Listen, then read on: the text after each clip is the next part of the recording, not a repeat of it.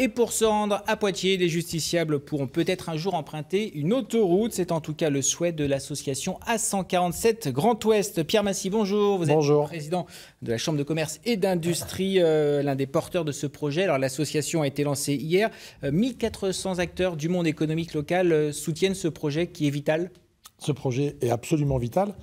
Je rappelle que cette association 147 Grand Ouest, qui a été effectivement créée hier, est créée par les trois chambres, la Chambre des métiers et de l'artisanat de la Haute-Vienne, la Chambre d'agriculture de la Haute-Vienne et la Chambre de commerce et d'industrie de la Haute-Vienne et de Limoges. Alors vous vous basez sur des chiffres de trafic très importants pour justifier cette autoroute? Nous nous basons simplement sur les chiffres du trafic donnés par les services de l'État, par la DREAL.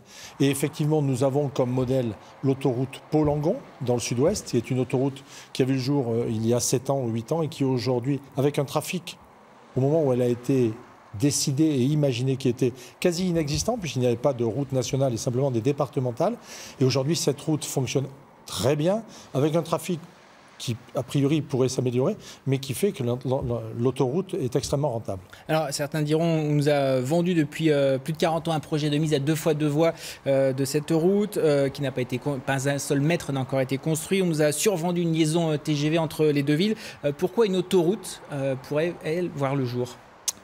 Depuis 40 ans et plus, depuis 1954, première trace de ce sujet évoqué, aujourd'hui, l'autoroute concédée semble être la seule et unique solution pour venir en complément de ce que le contrat de plan État-région porte, le contrat de plan 2015-2020. Sur 12 km. Sur les 12 km, les aménagements dans la Vienne et les 6 km en Haute-Vienne.